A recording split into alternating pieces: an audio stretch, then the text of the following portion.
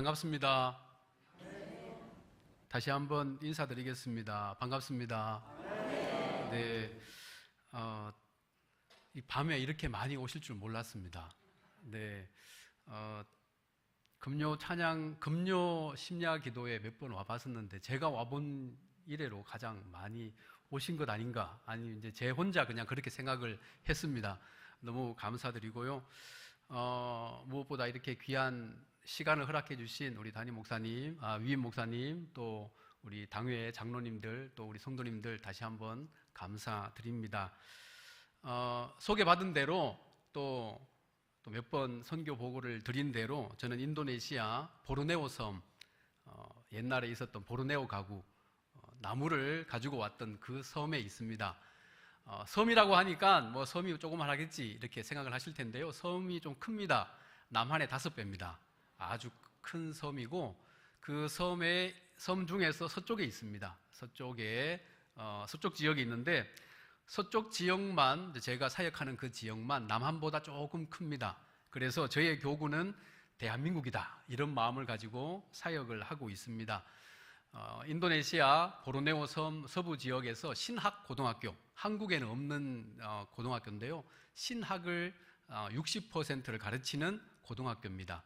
그곳에서 목회자가 꾸민 학생들 혹은 선교사가 꾸민 학생들을 뽑아서 훈련시키고 또 신학교로 보내고 다시 현장으로 보내는 그런 사역을 하고 있고요.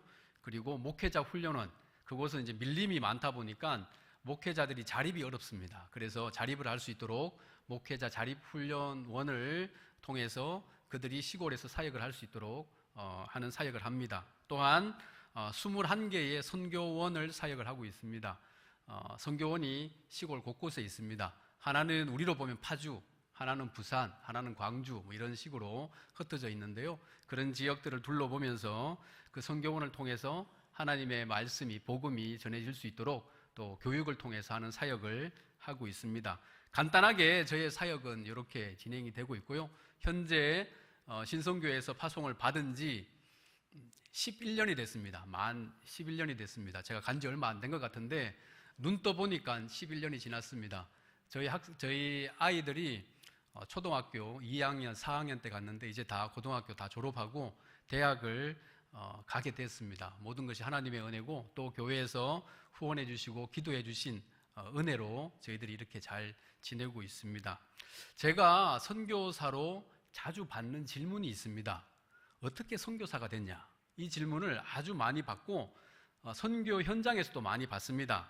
답은 아주 간단합니다. 부흥회에 잘못 참석해서 그렇습니다. 그래서 제가 이렇게 딱 보니까 오늘 잘못 참석하신 분들이 꼭 많았으면 좋겠다 이런 마음이 들었습니다. 중학교 3학년 때 할아버지, 할머니, 아버지, 어머니 따라서 이렇게 맨 앞자리에 앉아 있었는데 그때 말씀을 전하셨던 부흥사 목사님께서 복음이 땅끝까지 전해져야 예수님이 다시 오신다 이 말씀을 하시는 거예요. 얼마나 많이 들었겠어요 그 말씀을. 그런데 그날 밤에 그 말씀이 제 마음에 딱 꽂힌 거예요. 성령님이 역사하신 거죠. 그래서 부흥회가 마치자마자 집으로 갔습니다. 그리고 사회과 부도 세계 지도를 딱 폈어요. 딱 보니까 대한민국에서 오른쪽을 보니까 아메리카예요. 여기에서 선교사가 왔네. 그러면 이곳은 땅끝이 아닌가 보다. 왼쪽을 딱 보니까 아프리카예요. 그렇구나. 아프리카가 땅끝인가 보다. 이제 그때부터 기도하기 시작했습니다. 하나님, 땅끝으로 보내주십시오. 땅끝으로 가서 복음을 전할 수 있도록 길을 열어주십시오. 그때부터 제가 좋아했던 문장이 있습니다. PPT 한번 보여주시겠습니까? 제가 좋아했던 문장이 바로 이겁니다. 검은색이 아름답다. 그냥 검은색이 그냥 좋은 거예요. 그냥 흑인들이 너무 좋은 거예요. 그냥 TV에 검은 사람만 나와도 가슴이 막 뛰는 겁니다. 길 가다가 흑인들 만나면 그렇게 좋았습니다. 하나님께 기도했습니다. 하나님, 아프리카 선교사로 가고 싶습니다. 보내주십시오. 기도했습니다. 거의 20년 이상을 기도했는데 하나님께서 길을 열어주시지 않으셨습니다. 하나님께서는 제가 한 번도 생각하지 않았던 인도네시아로 저를 보내셨습니다. 그것도 신성교회를 통해서 저를 인도네시아로 보내신 거예요. 딱 가보니까 하나님께서 왜 그곳으로 보냈는지 알겠더라고요. 왜냐하면 그곳이 저랑 딱 맞는 곳이다. 너는 거기가 맞아. 그래서 보내셨다라는 생각이 들었습니다.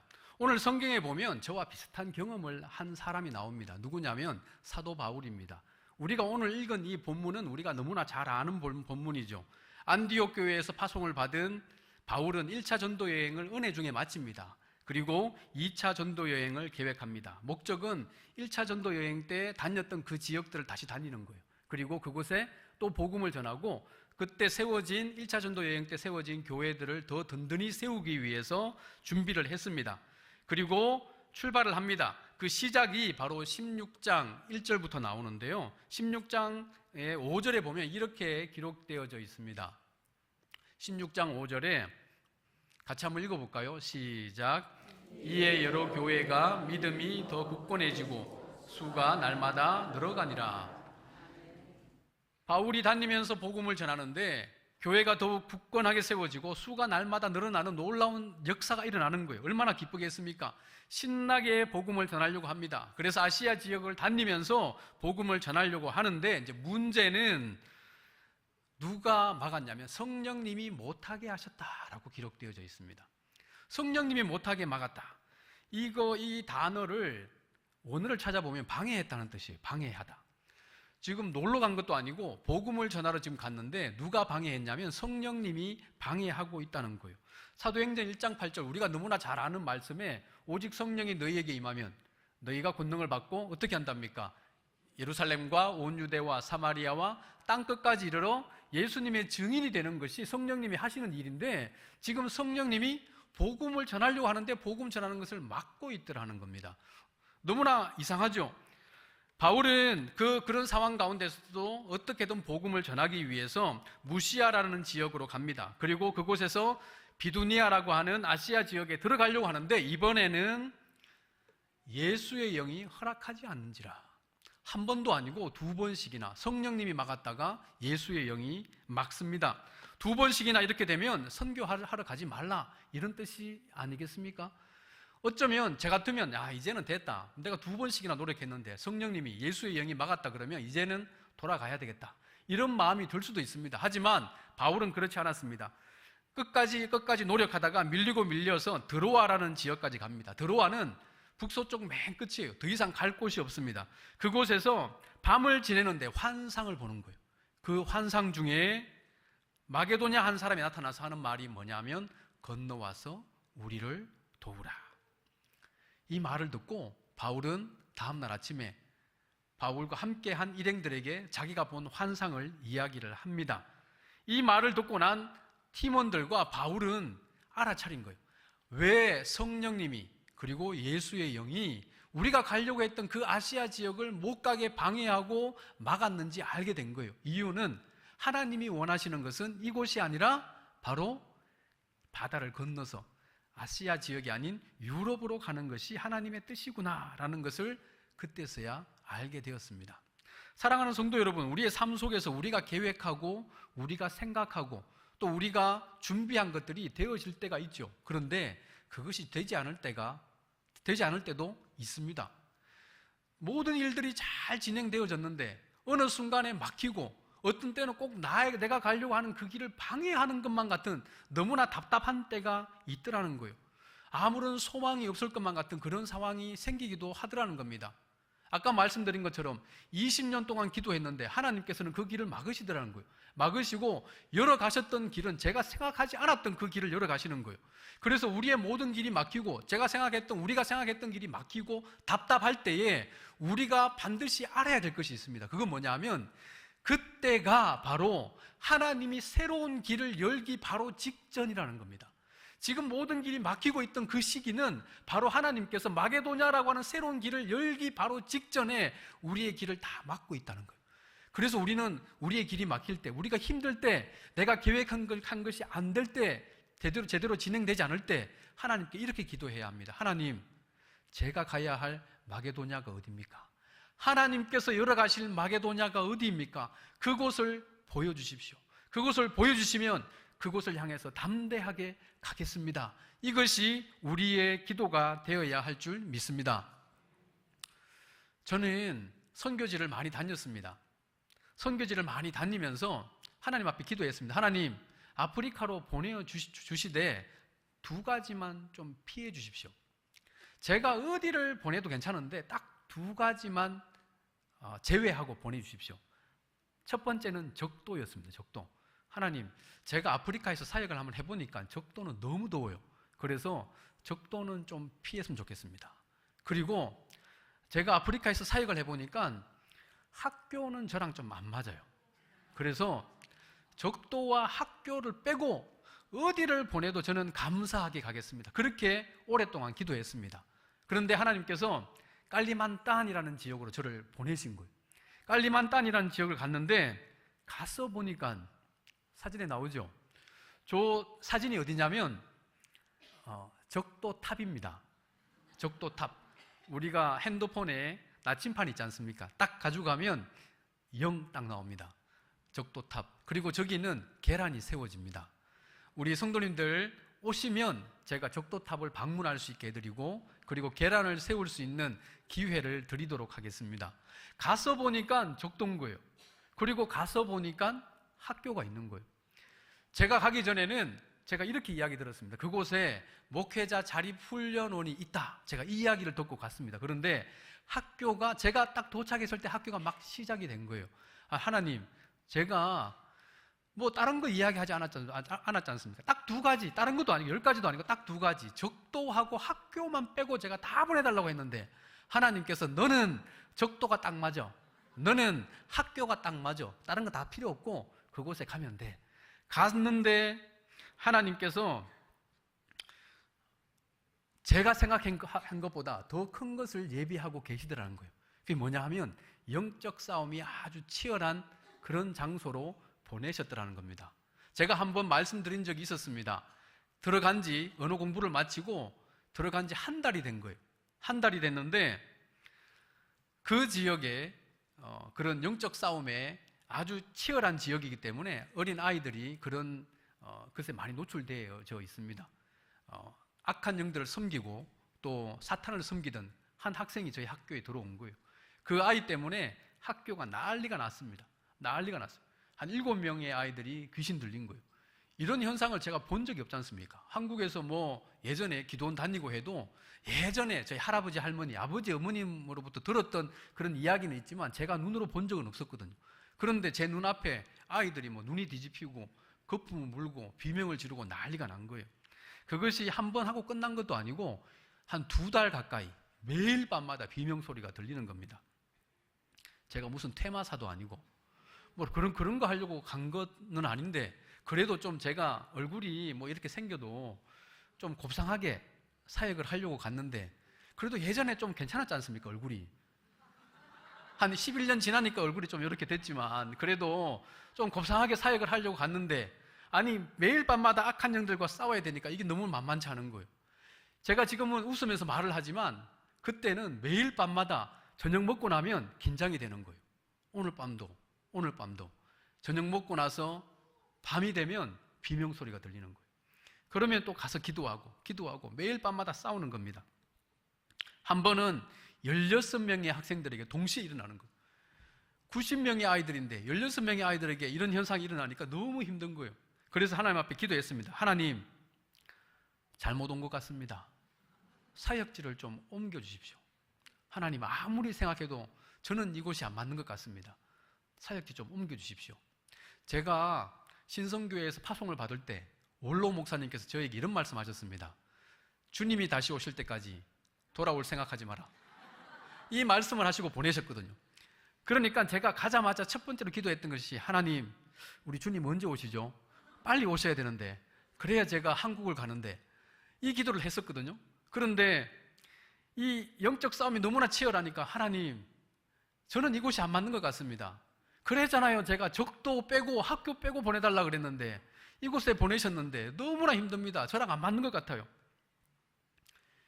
그렇게 기도하고 기도해도 우리 하나님은 조용하신 거예요. 아무런 대답이 없으신 거예요.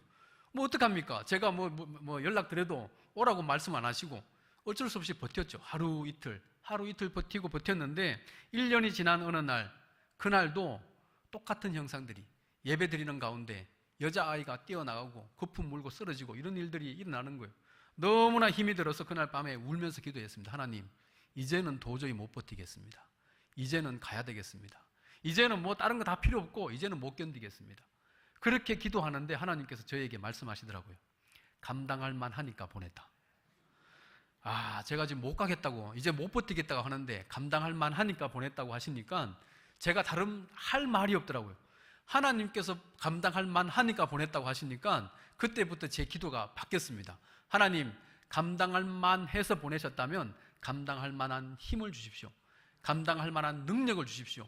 그리고 그 능력으로 사역을 할 수 있도록 도와주십시오. 그 기도가 지금까지 이어지고 있습니다.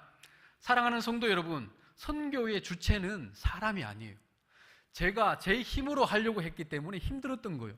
악한 영들과 싸워도 그냥 제 힘으로 하려고 했기 때문에 어려웠던 거예요. 그런데 선교의 주체는 사람이 아니에요. 삼위일체 하나님이심을 믿습니다. 오늘 본문을 보면요, 오늘 본문을 사도행전을 기록한 누가는 의도적으로 성령님, 예수님, 하나님 이름을 다 기록하고 있어요.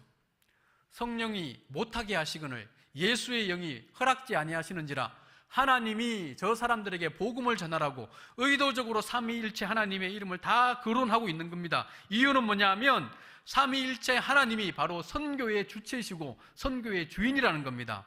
우리가 가는 길을 막는 분도 삼위일체 하나님이시고 그 길을 여시는 분도 삼위일체 하나님이심을 믿습니다.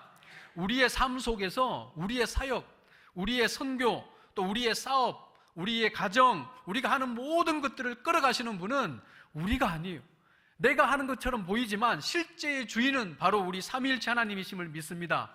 우리 신성교회를 끌어가시는 분도 우리가 아니라, 당회가 아니라, 목사님이 아니라 삼위일체 하나님이심을 믿습니다. 그래서 그 하나님이 역사하실 때에 우리 안에 은혜가 넘치고 우리 안에 기쁨이 넘침을 믿습니다. 그래서 우리가 어려운 문제에 당할 때에, 어려운 문제 앞에 봉착했을 때에 우리는 무엇을 해야 되냐면 삼위일체 하나님께 우리가 모든 것들을 맡기는 거예요. 하나님께서 역사해 주시라고, 하나님께서 감당할 만한 힘을 주시라고, 그리고 하나님께서 모든 문제를 풀어가게 해달라고 우리는 기도해야 할 줄 믿습니다. 우리에게 감당할 만한 힘을 주시고 그리고 그 모든 것들을 감당할 수 있도록 도와주시는 그분께 우리의 시선을 맞출 때 그때서부터 실제적인 영적 싸움이 시작되는 줄 믿습니다. 선교라는 단어가 있습니다. 선교라는 단어는 미션이라는 영어 단어인데요, 이 단어는 미시오라고 하는 그 라틴어에서 왔습니다. 이 미시오라고 하는 라틴어는 보내다, 누구를 파송하다 이런 뜻입니다. 성경에는요, 선교라는 단어가 없어요. 우리가 성경을 읽어보면 창세기부터 요한계시록까지 아무리 읽어봐도 선교라는 단어가 없습니다. 그런데 존 스토트라고 하는 유명한 목사님이 있습니다. 이분이 이런 말씀을 하셨어요.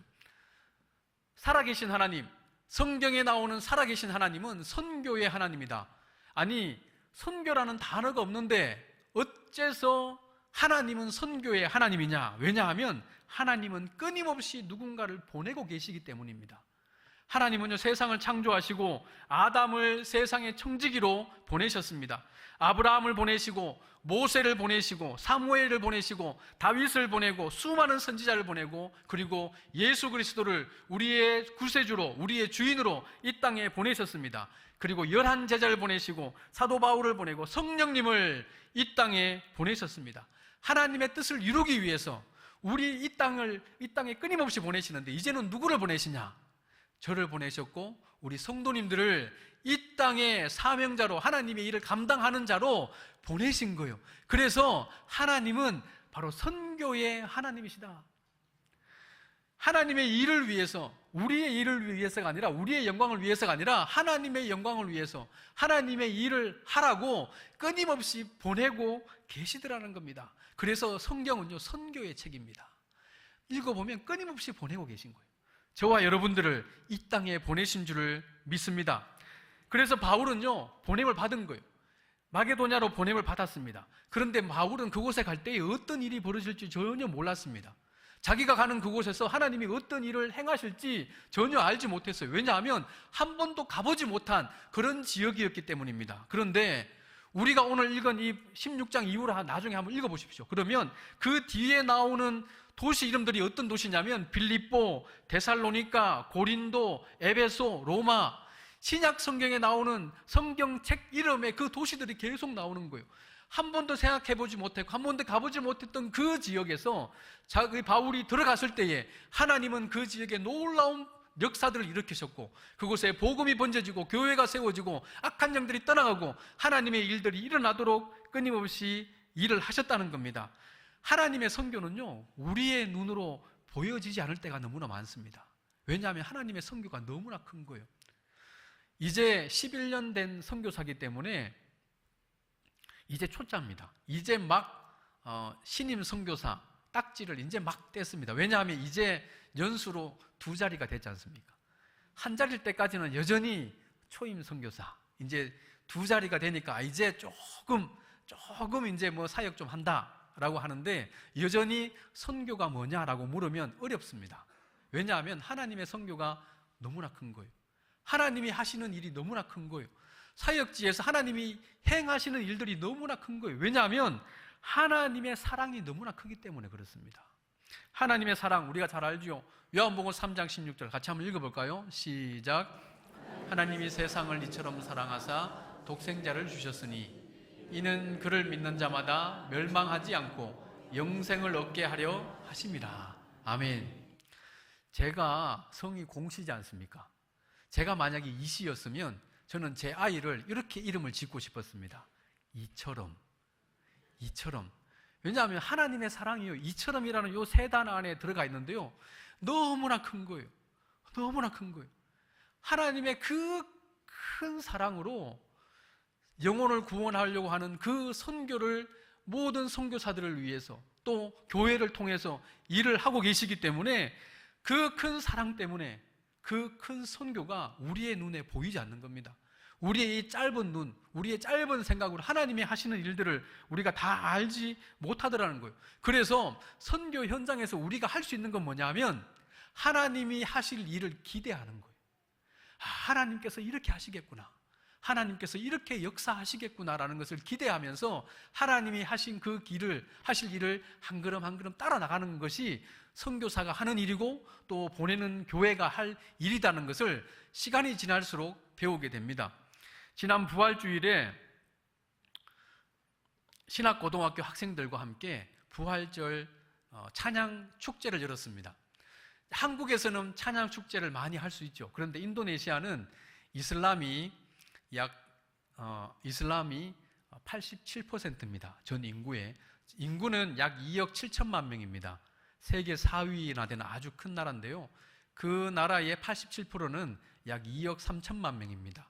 2억 3천만 명이면 중동에 있는 모든 이슬람 숫자를 합친 것보다 더 많습니다.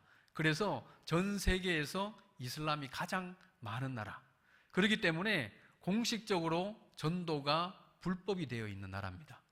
그래도 선교사가 있으니까 전도를 해야죠. 다른 날은 몰라도 부활주일에는 전도를 해야지 해서 학생들을 훈련시켰습니다. 한 2달 정도 훈련시켰습니다. 그리고 선생님들도 훈련시켰습니다. 그리고 부활주일 날 예배드리고 다 데리고 동네 그 시장으로 나갔습니다. 그리고 시장 삼거리에 학생들과 서서 찬양을 하는 거예요. 제가 한 10분 정도 복음을 전하고, 다니는 사람들한테 복음을 전하고 한 2시간가량 열심히 찬양했습니다. 한 거라고는 아무것도 없습니다. 그냥 찬양하고 율동하고, 그리고 끝나고 나서 저희가 삶아간 계란을 나누어 준 것밖에 없습니다. 그것밖에 없어요. 그런데 어떤 무슬림 남자분이 귤을 사러 나오신 거예요. 그 시간에 나왔는데 보니까 젊은 학생들이 춤을 추고 뭐 모르는 노래를 부르고 있으니까 들은 거예요. 2시간가량을 서서 들은 거예요. 그리고는 그 남자 이슬람 무슬림인 이분이 울면서 우리 선생님한테 온 거예요. 자기가 회개한다고. 아무 일이 없었습니다. 그런데 그냥 찬양 듣고 율동한 거 본 것밖에 없는데 그 마음에 성령님이 역사하신 거죠. 그래서 찾아와서 자기가 회개하고 예수를 믿겠다고. 저희가 한 것은 직접 전도한 것도 없습니다. 찬양한 것밖에 없어요. 하지만 하나님은 역사하시더라는 거예요. 성령 하나님은 과거에도 역사하셨고 지금도 역사하고 계시고 앞으로도 역사하실 줄 믿습니다. 우리가 생각하지 못했던 그러한 놀라운 일들을 여전히 일하고 계시다는 것을 우리의 삶 가운데 선교 현장에서 끊임없이 보여주시다는 겁니다. 저는 매 순간순간마다 하나님이 하시는 일들을 경험하게 되는데요, 특별히 제가 그곳에 가서 사역을 하면서 많이 느낍니다. 아무리 봐도 제가 한 사역이 아닌데, 그런데 하나님은 그 길을 열어가셨고 또 그곳에서 열매를 맺히게 하셨습니다. 제가 선교지에 들어갈 때 신학고등학교는 1학년이 있었습니다. 그런데 이제 벌써 10회 졸업생이 나왔습니다.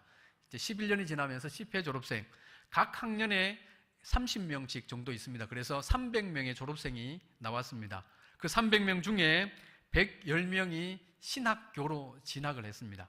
그리고 나머지 학생들 대학교도 가고 또 직장 취업도 하고 또 결혼도 하고 했는데, 그 신학교로 간 학생들은 또 신학교를 졸업하고 또 지금 현재 한 40명의 학생들이 다시 저희 보르네오 지역으로 돌아왔습니다. 돌아오면 제가 또 아주 오지로 보냅니다.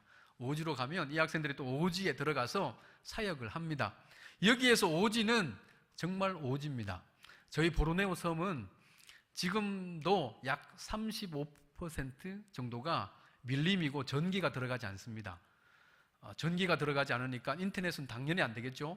그리고 물도 잘 없고, 그리고 화장실은 가끔씩 있습니다.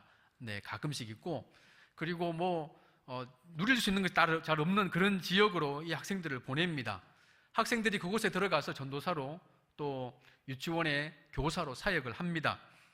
처음에 제가 갔을 때 선교원은 1개였습니다. 그런데 현재 21개로 늘어났습니다. 하나님이 하신 일입니다. 저는 한 것이 없어요. 현재 사역자를 통해서 끊임없이 하나님께서 일을 하셔서 그 모든 일들이 되게 하셨습니다. 그런 사역지를 방문하고자 하면 가는데 이틀씩 걸리기도 합니다. 한국은 교통편이 좋고 길이 잘 돼 있어서 빨리빨리 다니지만, 그곳은 차를 타고 가다가 또 배를 타고 들어가고 오토바이를 타고 들어가고 또 가끔씩 걸어서 들어가기도 합니다. 그런 지역이 산을 넘어서 가기도 하지만, 들어가 보면 하나님께서 이곳에서 역사하셨구나, 이곳에서 여전히 하나님께서 일을 하고 계시구나 라는 것을 많이 느낍니다. 무엇보다 제가 마음으로 나태해지면 그런 오지를 일부러 찾아 들어갑니다. 산을 넘고 또 물을 넘어서 들어가기도 하는데, 전기가 없다 보니까 그런 지역은 밤이 되면 캄캄합니다. 별이 얼마나 많은지 모릅니다. 야, 별이 이렇게 많았나? 우리 성도님들 예전에 어릴 때 한번 생각해 보시면, 이렇게 막 발전되지 않았을 때는 하늘에 별이 얼마나 많았겠습니까? 또 선교지에 가보면 또 불이 없는, 전기가 없는 그런 지역에 들어가면 하늘에서 별이 쏟아진다라는 뜻이 이런 거구나 라는 것을 알게 되죠. 별이 없는데 캄캄한 그런 동네에 밤에 가끔씩 불이 들어오는 곳이 있습니다. 어디냐면 교회입니다. 캄캄한데 교회에서 예배가 있으면 발전기를 돌려요. 거기에만 불이 들어오는 거예요. 지금 이제 여기 보면 교회인데요, 별로 밝아 보이지 않지만 여기에만 지금 불이 들어와 있는 거예요. 불이 들어오면 어떻게 되겠습니까? 동네 어르신부터 시작해서 아이들까지 교회에 다 모이는 거예요. 아이들만 모이는 게 아닙니다. 동네 개들 다 모입니다. 그리고 동네 모기들도 다 모여요. 다 모이는 거예요. 왜냐하면 그곳에 불빛이 있기 때문이에요. 그 지역의 유일한 빛이 교회더라는 거예요. 그곳에 가면 마음이 맑아지는 거예요. 사역을 하다가 힘들어지거나 아니면 제가 나태해지면, 선교사인데 왜 이렇게 나태하지? 그럴 때는 일부러 오지로 들어가는 거예요. 오지로 들어가면 전기 없죠, 인터넷 안 되죠, 모든 것이 다 끊어진 상태에서 오직 불빛이신 예수님하고 만나는 시간이 주어지더라는 거예요. 이것을 보면서 하나님께서 저에게 알려주신 것이 있습니다. 우리 주변에 우리가 가진 것이 너무나 많다 보니까 우리 주변에 빛이 너무 많아요. 여기도 빛이고 저기도 빛이에요. 어디가 진짜 빛인지 모르는 거예요. 하나님의 말씀이, 교회가 진짜 빛이 되어야 되는데, 말씀이 진짜 빛이 되어야 되는데, 내가 가진 것에 너무나 많은 빛이 있더라는 거예요. 그래서 내가 따라가야 할 곳이 어딘지 놓치어버릴 때가 너무나 많더라는 겁니다. 우리는요, 가끔씩 영적인 오지를 만들어야 합니다. 세상의 소리, 세상의 음성 다 끊어버리고 하나님과 1대1로 만날 수 있는, 그런 독대할 수 있는 그런 시간을 우리는 만들어야 합니다. 하나님과 1대1로 만날 때에 하나님은 우리에게 말씀하시는 거예요. 하나님은 우리에게 끊임없이 하나님이 보내시고자 하시는 곳으로, 하나님이 말씀하시는 것들을 우리에게 말씀하시고, 그리고 우리가 해야 할 일들을 끊임없이 말씀하시더라는 겁니다. 하나님이 우리에게 원하시는, 하나님께서 주시는 참된 소망, 하나님이 원하시는 참된 빛이 어딘지 우리는 보아야 하고, 또 그것을 붙잡고 매일매일 영적인 오지에서 기도하며 나아갈 때에 우리를 통하여 하나님은 일을 하실 줄 믿습니다.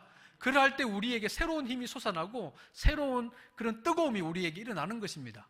그래서 저는 시골 들어갔다 오면 힘이 납니다. 온몸에 모기에게 물리죠. 그리고 화장실 없고 힘드니까 지치죠. 그런데 영은 힘이 나는 거예요. 그렇지, 하나님께서 나에게 이렇게 말씀하시고 이렇게 보내주셨는데 이러면 되겠어. 힘이 나는 겁니다. 우리가 그런 상황에 있을 때에 다른 것이 아니라 우리 주님만 바라보고 나아갈 때에, 유일한 빛이시고 유일한 소망이신 우리 주님을 붙잡고 나아갈 때에 우리에게 하나님이 주시는 새 소망이 넘쳐나게 될 줄 믿습니다. 사도 바울이 만약에 그 마게도냐로 오라고 하는 그 말을 듣고 그 환상을 보고 안 갔다 그러면은 마게도냐로 가는 선교는 끊어졌을까요? 아닙니다. 하나님은 또 누군가를 보내셨겠죠. 그곳에서 하나님의 일이 일어나야 되기 때문에 하나님은 또 누군가를 하나님의 사역자로 보내셨을 거예요. 그런데 하나님이 바울과 그의 팀을 사용하신 이유는 뭐냐 하면, 하나님이 환상을 통하여서 바울에게 말씀하실 때에 바울이 그 말을 듣고 즉각적으로 반응을 했다는 겁니다. 오늘 10절에 보면 이렇게 기록되어 있습니다. 바울이 그 환상을 보았을 때 우리가 곧 마게도냐로 떠나기를 힘쓰니라. 곧 힘썼다는 거예요. 들었을 때에 이건가 저건가 고민하지 않았어요. 망설이지 않았습니다. 한번 기도해 볼게요. 이것이 아니었습니다. 한번 생각해 볼게요. 이것이 아니었습니다. 하나님이 말씀하실 때에, 하나님이 부르실 때에 곧 떠나기를 힘썼기 때문에 하나님은 이 바울을 통하여, 그 팀을 통하여 역사하신 것입니다. 하나님께서 우리를 부르실 때가 있습니다. 하나님께서 우리에게 말씀하실 때가 있어요. 목사님의 말씀을 통하여, 또 우리가 말씀을 읽을 때에, 찬양을 통하여, 혹은 기도할 때에 하나님께서 우리에게 말씀하실 때가 있습니다. 그런데 그럴 때 우리가 해야 할 자세는 뭐냐면, 하나님 조금만 더 생각해 보고요.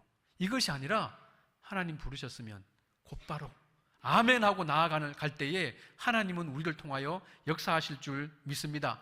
하나님이 우리를 부르실 때는요, 그때 우리에게 기회를 주시는 거예요.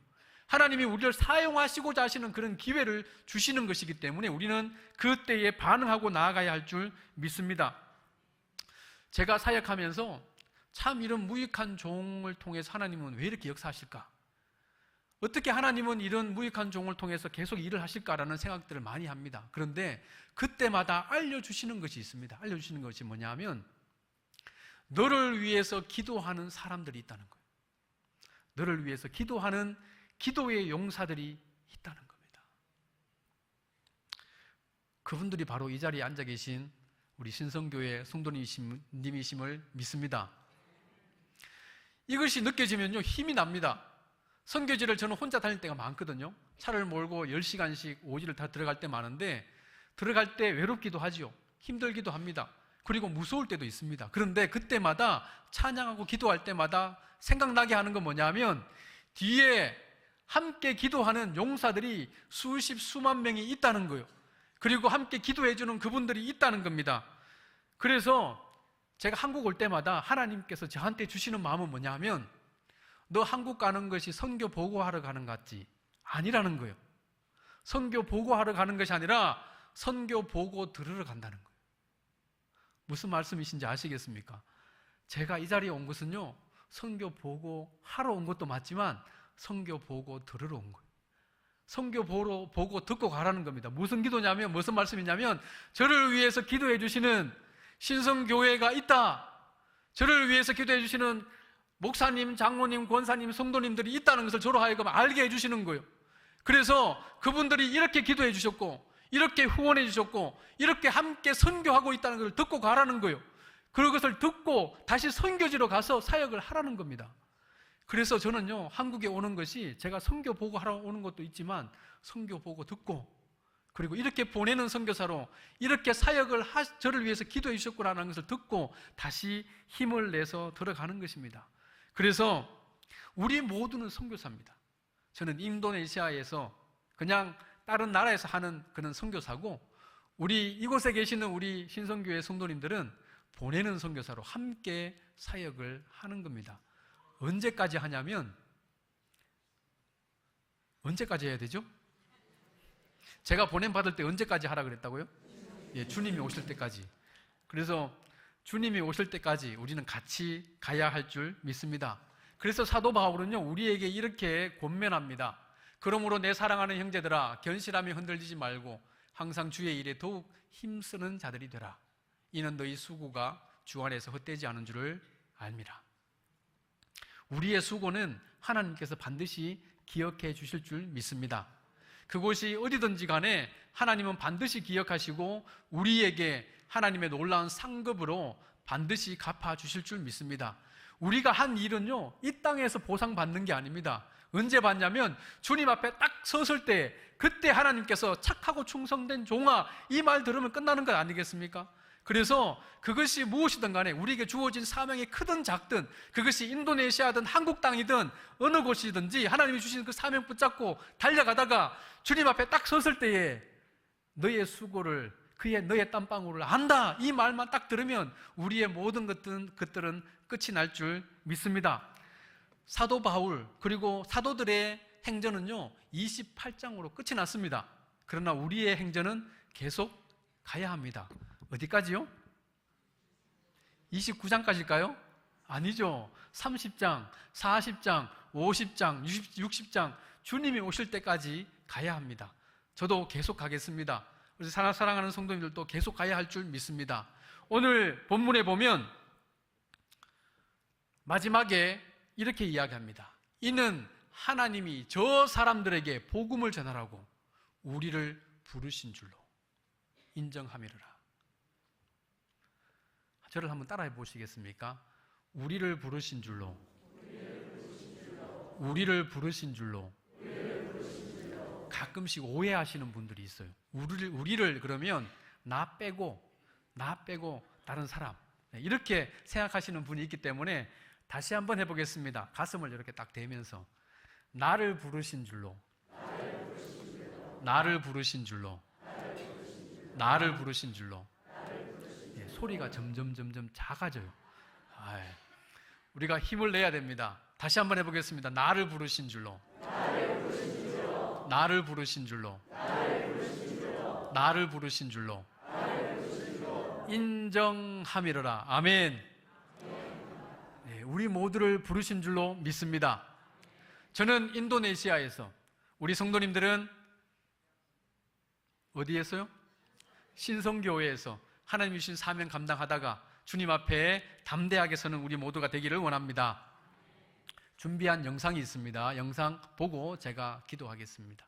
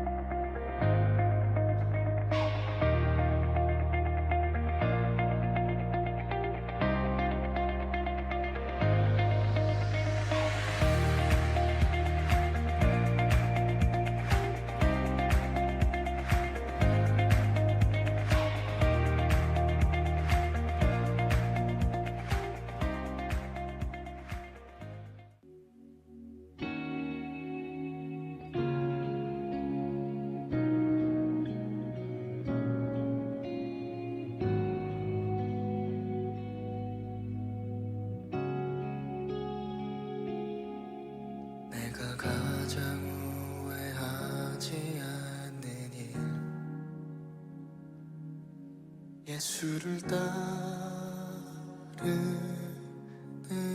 일, 내 금을 버리고 내 사랑들 뒤로 하고 나를 부르신 주님 주님과 동행하는 일 나의 평생에 소원하는 일 예수를 닮아가는 일 굳은 마음 제하시고 사랑을 가르치신 나의 예수님을 사랑하느니 날 부르심에 감사 날 놓지 않으심 감사 하늘 보좌 버리고 날 사랑하심에 감사 나의 모든 삶을 남은 모든 인생을 예수님과 함께 걷겠습니다. 내가 가장 후회하지 않는 일 내가 가장 후회하지 않는 일 예수를 따르는 일 내 금을 버리고 내 사랑들 뒤로 하고 나를 부르신 주님과 동행하는 일 나의 평생에 소원하는 일 예수를 닮아가는 일 굳은 마음 제하시고 사랑을 가르치신 나의 예수님을 사랑하는 일 날 부르심에 감사 날 놓지 않으신 감사 하늘 보좌 버리고 날 사랑하심에 감사 나의 모든 삶을 남은 모든 인생을 예수님과 함께 걷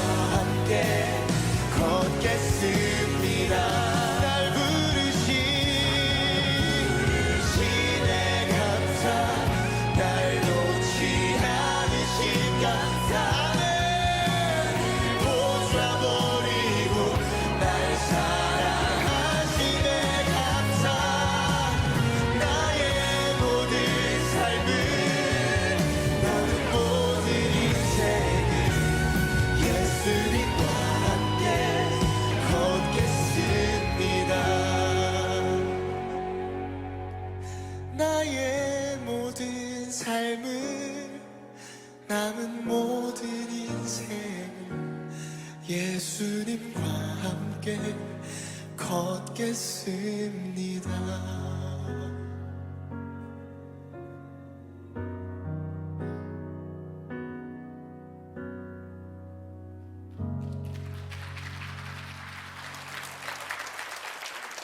기도하겠습니다. 하나님, 저희를 보내시고 하나님의 일을 감당하게 하시고 또 그곳에서 감당할 수 있는 힘을 주시고 또 그곳에서 하나님의 일들을 보게 하여 주셔서 감사합니다. 저희들이 보냄받은 곳이 어느 곳이든 하나님이 부르실 때에 곧바로 반응하게 하시고 또 우리를 보내신 줄로 인정하며 달려가는 우리 모두가 되게 하여 주셔서 하나님의 일을 우리의 삶 가운데서 목도하게 하시고 하나님이 하실 일들을 기대하며 나아가는 우리 모두가 되게 하여 주시옵소서.